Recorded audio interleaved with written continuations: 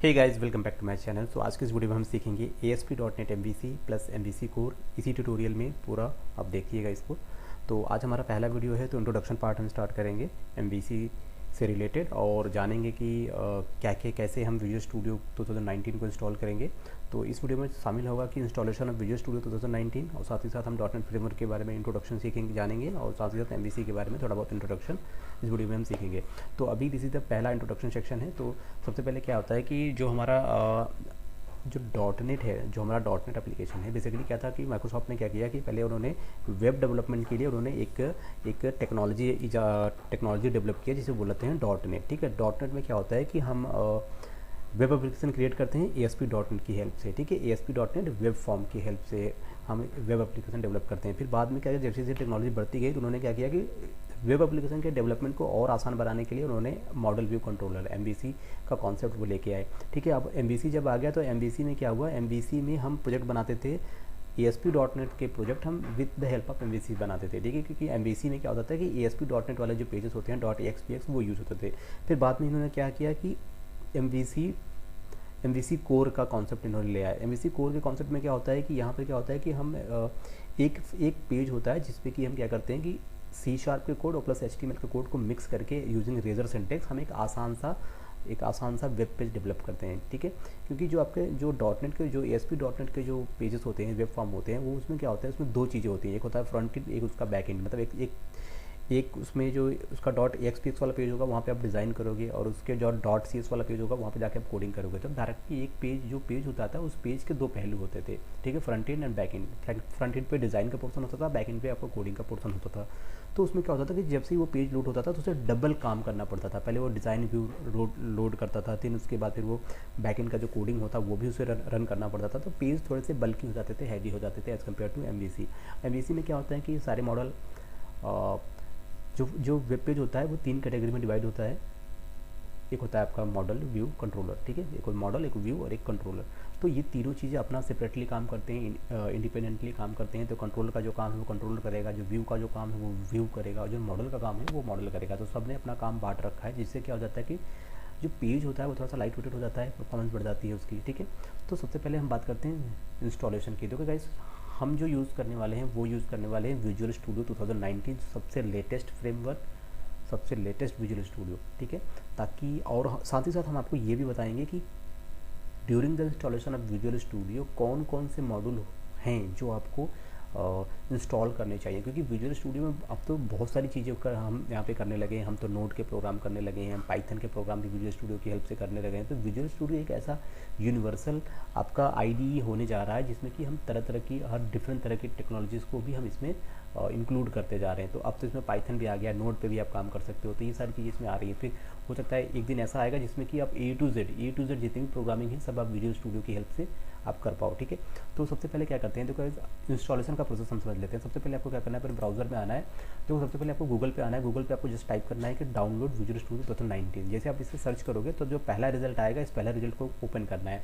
जब आप इसको ओपन करोगे तो आपके सामने इस तरीके से एक विंडो आ जाएगी। ठीक है, तो यहाँ पर क्या है, विजुअल स्टूडियो अगर आप विंडो ऑपरेटिंग सिस्टम चलाते हैं, आपका जो सिस्टम है उसमें विंडो 10, 7, ठीक है, ये सारे ऑपरेटिंग सिस्टम हैं, तो भैया आपके लिए ये पहला सेक्शन है। यहाँ से आप देखो, आपको क्या विजुअल स्टूडियो के आपको मिलते हैं तीन category. One is community, professional और इंटरप्राइज। ठीक है, तो देखो प्रोफेशनल इंटरप्राइज के चक्कर मत पड़ना। जो सबसे फ्री है, फ्री जो वाला है वो है कम्युनिटी वर्जन, फ्री वाला होता है। अगर आप स्टूडेंट हो, बिगनर हो, अभी आप लर्नर हो, सीख रहे हो कि कैसे डेवलपमेंट करना है, तो उसके लिए कम्युनिटी वाला जो सेटअप है ये काफ़ी अच्छा है। ठीक है, प्रोफेशनल और इंटरप्राइज भी अच्छे हैं, पर ये अगर आपके पास मतलब कि अगर आप कोई बिज़नेस कर रहे हैं, जैसे कि सपोज आपके सॉफ्टवेयर कंपनी है, तो कंपनी में क्या होता है, बहुत सारी टीम होती है, हर टीम के साथ कोलैबोरेट करना है, तो उसमें कुछ एक्स्ट्रा फीचर्स होती हैं जो कि आपके ऑर्गेनाइजेशन के लिए काफ़ी सूटेबल होती है, हेल्पफुल होती है, आपका काम आसान कर देती है। पर एज ए इंडिविजुअल आपको इन सारी चीज़ों की ज़रूरत नहीं पड़ती। ठीक है, और आपका सारा काम A to Z सारा काम कम्युनिटी से हो जाएगा। इवन कि आप कम्युनिटी वर्जन की हेल्प से कोई भी एप्लीकेशन बना के आप उसे डेवलप कर सकते हैं, होस्ट कर सकते हैं। ठीक है, उसे होस्ट कर सकते हैं, सेल भी कर सकते हैं, इवन लोकली आप अपने मार्केट में दोस्तों को। ठीक है, इंडिविजुअली, तो कोई इसमें प्रॉब्लम नहीं है, कोई प्रॉब्लम नहीं, ये बिल्कुल फ्री ऑफ कॉस्ट है। ठीक है, और इसमें डेवलपमेंट से जुड़ी हर वो फैसिलिटी जो आपके प्रोफेशनल और इंटरप्राइज में है, वो सारी फैसिलिटी आपको इसमें मिलेगी। ऐसा नहीं कि कोई फीचर आपको चाहिए पर आपको वो उसके लिए आपको अपग्रेड करना होगा, प्रोफेशनल या इंटरप्राइज जाना होगा, ऐसा कुछ नहीं है। डेवलपमेंट से जुड़ी एक एप्लीकेशन बनाने से जुड़ी हुई जितनी भी चीज़ें होती हैं वो कम्युनिटी में आपको मिलती हैं, ठीक है। बस कुछ एक्स्ट्रा चीज़ें होती हैं, कुछ एक्स्ट्रा चीज़ें ऐसी होती हैं जिनकी ज़रूरत आपको नॉर्मली एक सिंगल पर्सन को तो नहीं पड़ेगी, उसको आपको ऑर्गेनाइजेशनल लेवल की चीज़ें होती हैं, ठीक है। तो आप क्या करोगे, सिंपली आपको यहाँ पर फ्री डाउनलोड पे क्लिक कर देना है। अगर आप विंडो यूज़र हैं, अगर आप मैक वगैरह चलाते हैं तो आपके लिए नीचे ऑप्शन दिया गया है, ठीक है। जैसे आप डाउनलोड पे क्लिक करोगे तो यहाँ पर आपके सामने एक इंस्टॉलर, एक छोटा सा करीब मैक्सिमम 500 KB या 1 MB का एक छोटा सा इंस्टॉलर आपका डाउनलोड होगा, ठीक है, जिसकी हेल्प से आप क्या कर पाओगे, ईजिली अपना विजुअल स्टूडियो आप ऑनलाइन कनेक्ट होके, ठीक है, आप उसे इंस्टॉल कर सकते हो। मतलब कि आपके सिस्टम में इंटरनेट होना चाहिए, जैसे आप उस इंस्टॉलर को रन करोगे तो वो ऑटोमेटिकली इंस्टॉल करना और डाउनलोड करना स्टार्ट कर देगा, ठीक है। तो अभी यहाँ पर आ गया कह रहा है इंस्टॉलेशन विजुअल स्टूडियो, थोड़ी देर में यहाँ पे स्टार्ट हो जाएगा। Now Visual Studio learning developing tool can be okay. So यहाँ पर select just component needed, getting start tutorial, okay, 1 minute. तो वैसे आप यहाँ पे देख सकते हो, यहाँ पर आप देख सकते हो विजुअल स्टूडियो कम्युनिटी का जो EXE है ये आपका यहाँ पर आ गया है। कितने KB का है, करीबन 1432 KB या 1 KB, ओके। तो यहाँ पर देखो ये इंस्टॉल हो चुका है। तो आपको क्या करना है, आप इस पर, मगर अगर आपके सिस्टम में विजुअल स्टूडियो नहीं है, मतलब आपने अभी तक इंस्टॉल नहीं किया, फिर आपके पास 2019 वाला सेटअप नहीं है, 15 चला रहे हैं, 10 चला रहे हैं, 12 चला रहे हैं, 17 चला रहे हैं, ठीक है। तो आपको क्या करना है, हमेशा लेटेस्ट पे जाना है। तो सिंपली आपको क्या करना है, देखो ये डाउनलोड हो गया, तो यहाँ पर क्या करना है, डबल क्लिक करना है। जैसे आप इस पर डबल क्लिक करोगे तो ये ओपन होगा और आपका जो विजुअल स्टूडियो है उसको इंस्टॉलेशन, उसका प्रोसेस जो है स्टार्ट हो जाएगा। तो थोड़ा वेट कर लेते हैं, जस्ट 2 मिनट, 1 2 3, ओके।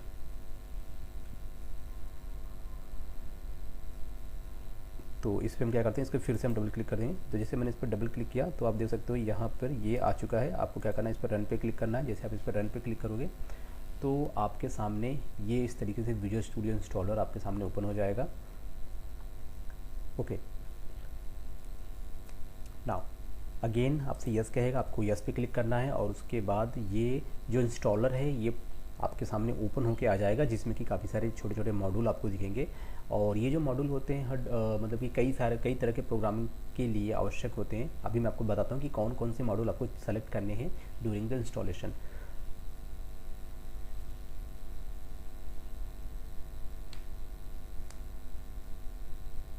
ओके, तो गाइज आप देख सकते हैं यहाँ पर आ चुका है आपके सामने। आप देख सकते हैं क्या लिखा है यहाँ पे, विजुअल स्टूडियो इंस्टॉलर है ये। यहाँ पर आपको कंटिन्यू पे क्लिक करना है और उसके बाद ये थोड़ा सा टाइम लेगा, जस्ट यहाँ पे कुछ चीज़ें डाउनलोड करेगा, जस्ट ए मोमेंट। करीब 22 MB का कुछ सेटअप इसको है।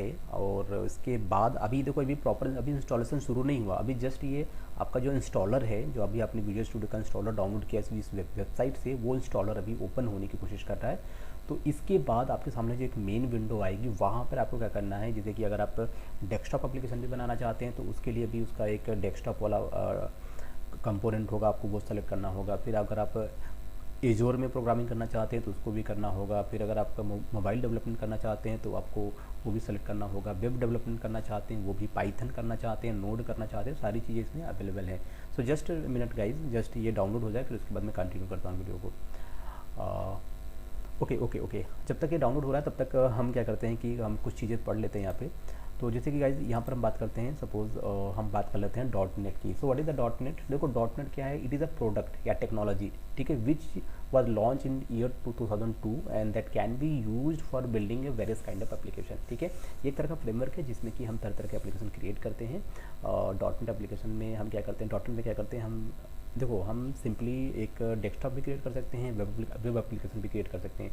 तो जो आपके एप्लीकेशन होते हैं, एप्लीकेशन की 3 क्राइटेरिया होती है, या हम कह सकते हैं 3 टाइप के होते हैं। पहला होता है डेस्कटॉप एप्लीकेशन, दूसरा होता है वेब एप्लीकेशन यानी कि वेबसाइट, और तीसरा होता है मोबाइल एप्लीकेशन, ठीक है। तो अगर हम डेस्कटॉप की बात करें तो ऐसे एप्लीकेशन जिनको यूज़ करने के लिए आपको अपने सिस्टम में इसे इंस्टॉल करना ज़रूरी है, वो होते हैं आपके डेस्कटॉप एप्लीकेशन। तो जैसे कि अगर आपको ब्राउज़र यूज़ करना है तो ब्राउज़र आपके सिस्टम में इंस्टॉल होना चाहिए। अगर आपको MS ऑफिस यूज़ करना है तो MS ऑफिस आपके सिस्टम में इंस्टॉल होना चाहिए, ठीक है। तो हर वो चीज़ जो इंस्टॉल होती है वो क्या है, डेस्कटॉप एप्लीकेशन है। अब बात करते हैं वेब एप्लीकेशन की। वेब एप्लीकेशन जो होता है वो एक सेंट्रलाइज कंप्यूटर पे होस्ट कर दिया जाता है, और उस कंप्यूटर को क्या बोलते हैं, सर्वर, यानी उसे सर्वर पे होस्ट कर देते हैं, और can be access without install. ठीक है, उन्हें इंस्टॉल करने की ज़रूरत नहीं पड़ती, आप उसे वो आपका सर्वर पे होस्ट हो जाता है, और उसको फिर कहीं से भी आप उसे एक्सेस कर सकते हैं। एग्जाम्पल के तौर पे अगर आपको फेसबुक चलाना है तो क्या करते हैं आप, फेसबुक कहीं भी कभी भी आप जस्ट आपको क्या करना है, ब्राउज़र की हेल्प लेनी पड़ती है। ब्राउज़र की हेल्प से आपको यूआरएल टाइप करना होगा उसका, और जस्ट वो आपके सामने आ जाता है, फिर आप उस एप्लीकेशन को यूज़ कर पाते हो। उसी तरीके से यूट्यूब अगर आपको देखना है तो आप क्या करते हो, सिंपली आप ब्राउज़र में जाते हो, बस अपना डोमेन यूआरएल उसमें टाइप करते हो, देन उसके बाद वो एप्लीकेशन आप एक्सेस कर पाते हो। ठीक है, तो इसको एक्सेस करने के लिए आपको एक ब्राउज़र की जरूरत पड़ेगी, और आपका सिस्टम जो होगा वो इंटरनेट से कनेक्टेड होना चाहिए बस।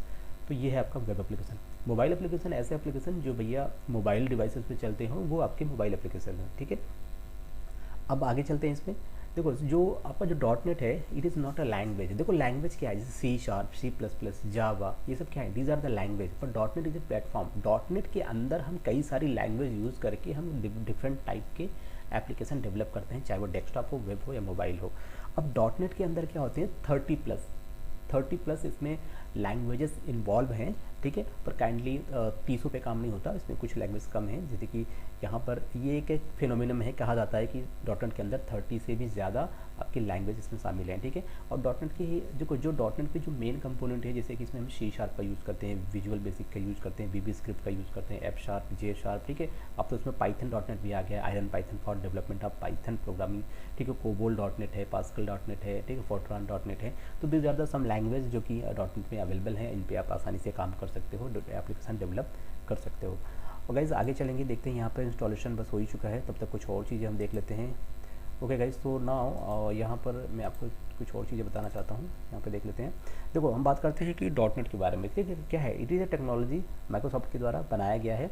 ठीक है, जिसकी हेल्प से हम क्या कर सकें, रिच वेब एप्लीकेशन क्रिएट कर सके विथ मिनिमम ऑफ कोडिंग। ठीक है, तो क्या कम से कम कोडिंग करना पड़े और अच्छा से अच्छा एप्लीकेशन बनाना पड़े, तो उसके लिए कौन सी टेक्नोलॉजी है, dot net technology. Dot net technology कब लॉन्च हुआ था, 2002 में आया था dot net technology along with dot net framework के साथ। ठीक है, how to run a dot net framework on a target machine. देखो किसी सिस्टम पे अगर आपको डॉट नेट से रिलेटेड एप्लीकेशन को रन करना है, तो ज़रूरी नहीं कि उस सिस्टम में आपके पास क्या कहते हैं उसको, विजुअल स्टूडियो हो, ये सारी चीज़ें ज़रूरत नहीं है।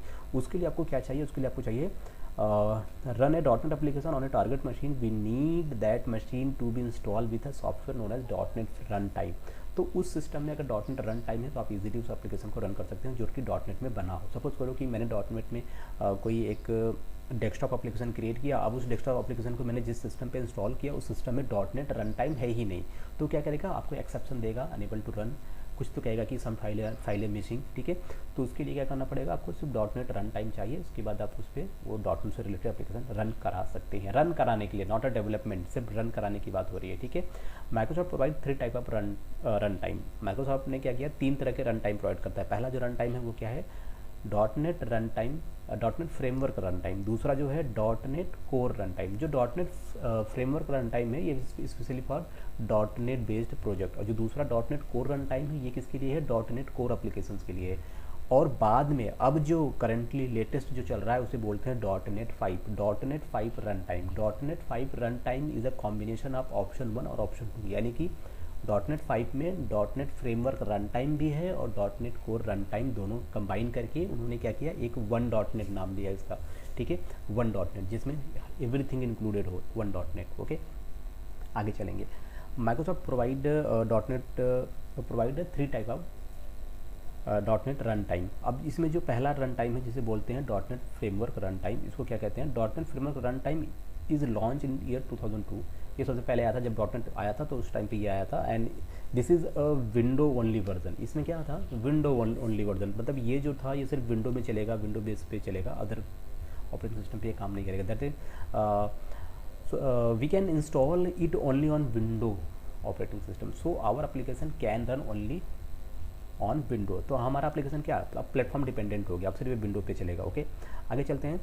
एंड देन द सेकेंड जो आया वो है आपका, यहाँ पर देख सकते हैं .NET core run time is launched in year 2016 and this is given by Microsoft for Windows, Linux and Mac OS। तो अब ये जब आया, जब ये .NET Core रन टाइम जब आया, तो अब ये क्या हुआ, ये विंडो के लिए भी, लाइनक्स के लिए भी और Mac OS पे सबके लिए कॉमन था, तो आप ये सब पे रन करेगा, ये प्लेटफॉर्म इंडिपेंडेंट हो गया। So we can run our application on all of the 3 operating system, इन तीनों ऑपरेटिंग सिस्टम पे अब जो हमारा एप्लीकेशन होगा वो इजीली रन करेगा। Okay, now the first version of .NET framework run time is 1.0 and the last version of the .NET framework run time is run time 4.8 and now the first version of .NET Core runtime is 1.0 and the last version of the Core runtime is 3.1। उसके बाद यहाँ पे देख सकते हैं इन नवंबर 10 नवंबर 2020 Microsoft launch unified version of the .NET runtime that is .NET 5 with the concept of one .NET। मतलब अब क्या थे, अब बाकी जो पुराने .NET है, .NET फ्रेमवर्क रन टाइम या .NEट कोर रन टाइम, इन तीनों को कंबाइन करके इन्होंने क्या नाम दिया उसका, .NET 5, यानी कि इसे वन .NET भी कहा जाता है। ओके, आगे क्या है, .NET 5 is nothing but extension for .NET Core only, but they remove the word core and want to simple called it .NET या one .NET। okay, next whether it is .NET framework या .NET Core या .NET 5, C# is same everywhere with a set of new features। ठीक है, तो कोई भी framework हो सब में जो C# है वो सेम ही रहेगी, ऐसा नहीं कि इसमें हम कुछ और यूज़ करते थे इसमें कुछ और यूज़ करेंगे, ऐसा कुछ नहीं है। Now the ASP.NET technology also we have various option and these are the .NET framework Microsoft launched in ASP.NET, and by using this we can create a web application using 2 different option। यहाँ पर आपको .NET framework की help से आप 2 तरीके से web development कर सकते हैं। पहला जो है वो है ASP.NET वेब फॉर्म। तो याद रखिएगा, बेसिकली जब भी हम .NET की बात करते हैं, .NET की हेल्प से हम वेब डेवलपमेंट कर सकते हैं। और वेब डेवलपमेंट भी कैटेगरी है। पहली कैटेगरी जब 2002 में जब .NET आया था तो उस टाइम पे हम क्या यूज़ करते थे, हम यूज़ करते थे ASP, फिर ASP से हम हो गए ASP.NET। ठीक है, अब ASP.NET में देखो सिंपली अगर कोई कहे आप क्या पढ़ते हो, हम पढ़ते हैं .NET, हम भैया ASP.NET पढ़ते हैं, ASP.NET, but ASP.NET is not a correct, आपको प्रॉपर उसको देना है। हम तो अगर कोई पूछा आप कौन सी प्रोग्रामिंग में आप काम करते हैं तो आप कहेंगे ASP.NET वेब फॉर्म। ठीक है, क्योंकि जब अगर आप कहते हैं ना ASP.NET को बेसिकली दो भाग में कैटेगराइज किया गया है। पहला है ASP.NET वेब फॉर्म, दूसरा है ASP.NET MVC। तो ये चीज़ें होती हैं। तो बेसिकली जो ASP.NET वेब फॉर्म था ये 2002 में आया था, और उसके बाद इस पर काम करने के बाद 6 साल के बाद इन्होंने फिर अपना MVC.NET, ठीक है, ASP.NET MVC का कॉन्सेप्ट लेके आया। अब वही सेम कॉन्सेप्ट अब MVC ASP.NEट कोर MVC हो चुका है। ठीक है, आगे चलते हैं इसमें। विथ .NEट कोर माइक्रोसॉफ्ट लॉन्च ASP.NEट core and using this also we can develop web application in two different technique. So you can see अभी तक हमारे पास .NET जो था ASP.NET, उसका जो ASP.NET फ्रेमवर्क था उसमें हम 2 तरह से एप्लीकेशन बनाते थे, ASP.NET वेब फॉर्म की हेल्प से और ASP.NET MVC की हेल्प से। अब आ गए हैं .NEट कोर में। .NEट कोर में भी 2 तरीके हैं वेब डेवलपमेंट के। पहला है ASP.NET कोर वेब एप्लीकेशन। इसमें सिंपली जैसे कि हमारे पास था कि ASP.NET वेब एप्लीकेशन था, हम कोई भी MVC का कॉन्सेप्ट नहीं यूज़ करते थे, डायरेक्टली हम क्या करते थे, हम डायरेक्टली कोर पे काम करना स्टार्ट कर देते हैं। बट अब हमारे पास क्या है, ASP.NET कोर प्लस MVC, यानी कि कोर में हम बनाएंगे ही अपने डेवलपमेंट, बट उसमें MVC भी जुड़ा होगा। तो ये चीज़ें तो बेसिकली कितने हो गए ASP.NEट। देखो अब तो एक simple web form plus MVC। Core की बात करें तो सिंपल कोर और कोर प्लस MVC। ठीक है, ये 4 वैरायटी आपको मिल जाती है यहाँ पे। आगे चलते हैं। अब देखो जो ASP.NEट टेक्नोलॉजी होती है, also we have the various option, ये तो हम पढ़ चुके हैं। द .NEट फ्रेमवर्क माइक्रोसॉफ्ट लॉन्च ASP.NEट by using this can develop web application using 2 different. तो यहाँ पर आप देख सकते हो हम वेब एप्लीकेशन में क्या ASP.NEट वेब फॉर्म, ASP.NEट MVC, फिर उसी तरीके से सेम ASP.NEट कोर वेब एप्लीकेशन और सेकेंड इज ASP.NEट कोर MVC। तो दोनों के ईयर यहाँ पे देख सकते हैं आप। जो कोर आया था तो 2016 से आया था, फिर उसके बाद कोर MVC 2016 से ही हो गया। ठीक है, और फिर बाद में हम जब .NEट 5 आया तो इसमें सारी चीज़ों को इंक्लूड कर दिया गया, मिला दिया गया। तो भैया .NEट 5 इज ऑल्सो ASP.NEट सेम इन .NEट core. Okay, we are going to learn about MVC, that is MVC.NEट, ASP.NEट MVC और ASP.NEट कोर MVC। ये 2 चीज़ हम इस ट्यूटोरियल में पूरा पढ़ेंगे, तो ये हमारा इंट्रोडक्शन पार्ट है। सो ये कुछ चीज़ें थी डॉट नेट से रिलेटेड। आई होप कि आपको समझ में आया होगी। ये नोट्स आप यहाँ पे देख सकते हैं, या नोट्स आपके काम आ सकता है। अब बात करते हैं इंस्टॉलेशन की। तो गाइस देखो यहाँ पर क्या हुआ, जैसे ही वो जो 22 MB का जो सेटअप था वो जैसे ही प्रॉपर इंस्टॉल हो चुका है, तो आपके सामने एक तरीके से विंडो आ गई भाई, ठीक है। तो अभी देखो यहाँ पर देखो ऊपर क्या लिखा है, इंस्टॉलिंग विजुअल स्टूडियो 2019, और यहाँ पे वर्जन क्या है डॉट विजुअल स्टूडियो का, वर्जन है 16.10.0, ठीक है। तो देखो सिंपली वैसी बात समझो, अगर आपको क्या करना है, अगर आपको MVC पे काम करना है प्लस आपको MVC कोर पे भी काम करना है, तो सबसे पहली जो चीज़ है वो ये है कि आपके पास .NET का लेटेस्ट वर्जन होना चाहिए, ताकि बहुत सारी चीज़ें जो होती हैं वो नए वर्जन में हैं, वो पुराने वर्जन में नहीं हैं, तो वो आप जब कोड करोगे तो सपोर्ट नहीं मिलेगा उनका, ठीक है। तो सबसे पहले देखो, सबसे पहली चीज़ है क्या क्या इसमें, देखो यहाँ पे देखो बहुत सारी वैरायटी आप देख सकते हो, ठीक है। यहाँ पे बहुत सारी वैरायटी देख सकते हो, अब बहुत सारी चीज़ें यहाँ पर हैं, तो इन सब की ज़रूरत हमें नहीं है, आप सबको इंस्टॉल कर सकते हो, थोड़ा सा बल्कि हो जाएगा, ठीक है। थोड़ा सा बल्कि हो जाएगा, आपको क्या करना पड़ेगा, आपके सी ड्राइव में स्पेस होनी चाहिए, आपकी इंटरनेट कनेक्टिविटी अच्छी होनी चाहिए, ठीक है। थोड़ा टाइम लगेगा क्योंकि बहुत सारे कंपोनेंट है, और इनमें कुछ ऐसे कंपोनेंट है जिनकी ज़रूरत भी नहीं है आपको, ठीक है। तो अभी मैं आपको सिर्फ वो कंपोनेंट बताता हूँ जिनमें आप काम करोगे, जो कि आपके इंपॉर्टेंट है ASP.NET इनकी वेब डेवलपमेंट के लिए और आपका डेस्कटॉप डेवलपमेंट के लिए, दोनों के लिए। तो सबसे पहले आपको क्या करना है, सबसे पहले आपको देखो ये सेलेक्ट करना है ASP.NET वेब एप्लीकेशन, ये पहली चीज़ आपको करना है।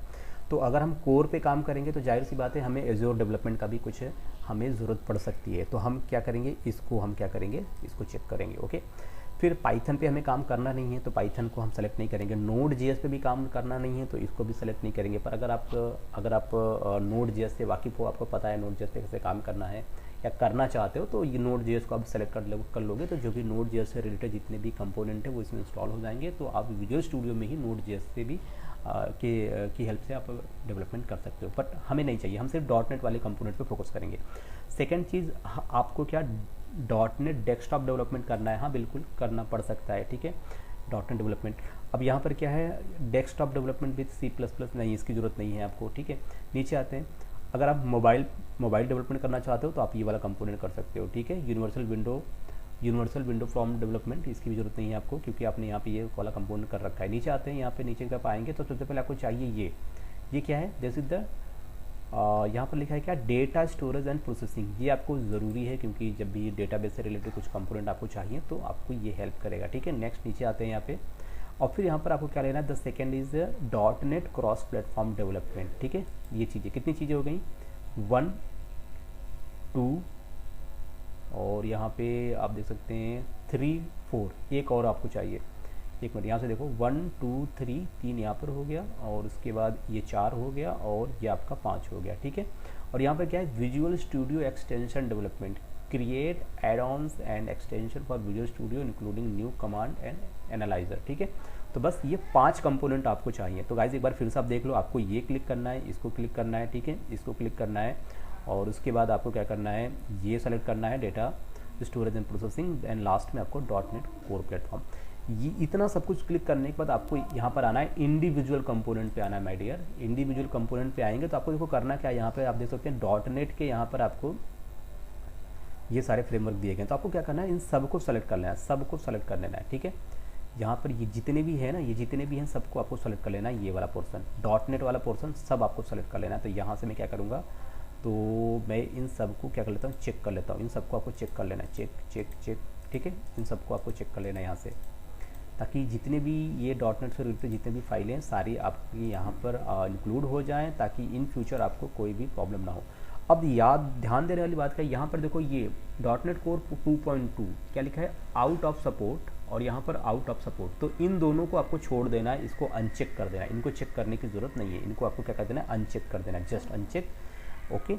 बाकी सब कुछ सही है। फिर उसके बाद आपको क्या करना है, देखो यहाँ पर आ जाओ, यहाँ पर टोटल कितने होते हैं, टोटल 6 GB होगा, टोटल का 6 GB हो जाएगा। अब जब भी हिसाब से यहाँ पे इंस्टॉल पे क्लिक करोगे तो 6 GB का पूरा सेटअप होगा, ये इंस्टॉल होने में टाइम लगेगा, और फिर इसके लिए इंटरनेट की ज़रूरत पड़ेगी। तो मेक श्योर कि आप ऐसी जगह हो जहाँ पे वाईफाई की सुविधा अच्छी हो, और ताकि आपका जो सिर्फ आधे घंटे में पूरा प्रॉपर इंस्टॉलेशन हो जाए, ठीक है। जब आप इंस्टॉल करोगे तो उसके बाद आपके सिस्टम में ऑलरेडी सारे के सारे कंपोनेंट इंक्लूड हो जाएंगे। तो अभी क्या है, मैंने कि ये विजुअल स्टूडियो को ऑलरेडी इंस्टॉल कर रखा है, तो मैं इसका इंस्टॉलेशन नहीं करूँगा, मेरे पास ऑलरेडी ये इंस्टॉल है, ठीक है।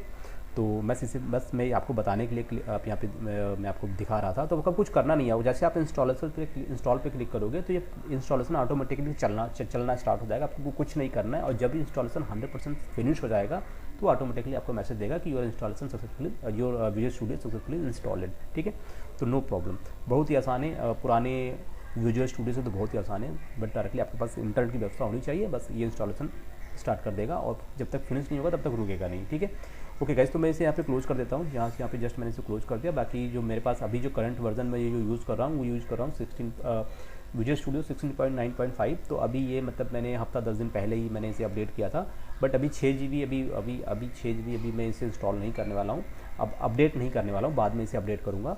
तो गाइस जस्ट मैं इसे क्लोज कर देता हूँ। ओके, तो ये छोटा सा एक डेमो था, इंट्रोडक्शन था अबाउट द MVC और MVC कोर के बारे में। तो गाइस बहुत जल्द हम इस पर स्टार्ट करेंगे, MVC पे काम करना स्टार्ट करेंगे और जानेंगे स्टेप बाय स्टेप हर एक चीज़ को। और इसमें मैं आपको इन फ्यूचर जब ये पूरा ट्यूटोरियल खत्म हो जाएगा तो इन फ्यूचर में MVC पे भी प्रोजेक्ट बनाऊंगा स्पेशली। और अब बिल्कुल भी कई बार क्या होता है ना कि हमें डर लगता है, फिर हम डायरेक्टली जब हम web form ASP.NET web form से हम MVC पे मूव करते हैं तो हमें थोड़ा सा डर लगता है कि यार कैसे होगा, बहुत ही कॉम्प्लेक्स है, इसमें कुछ समझ में नहीं आ रही चीज़ें। तो ये सब सारी चीज़ें अब बिल्कुल ख़त्म हो जाएगी। ठीक है, अगर आप हिंदी ऑडियंस हैं तो आई होप कि आपको ये वीडियो परफेक्टली समझ में आ रहा है। और जो लोग इंडिया से बाहर मुझे देख रहे हैं तो गाइज़ आपके लिए मैं कोशिश करूँगा कि एटलीस्ट सब टाइटल प्रोवाइड कराऊँ, बट स्टिल देखते रहिए वीडियो को और आपको डेफिनेटली बहुत सारी चीज़ें इसमें सीखने को मिलेगी MVC से रिलेटेड, और मैं अपना बेस्ट देने की कोशिश करूँगा। तो गाइज़ जस्ट जिन लोगों ने सब्सक्राइब नहीं किया तो सब्सक्राइब कर लो, चैनल को शेयर कर दो, और मिलते हैं आपसे नेक्स्ट वीडियो में। तब तक guys take care, bye bye.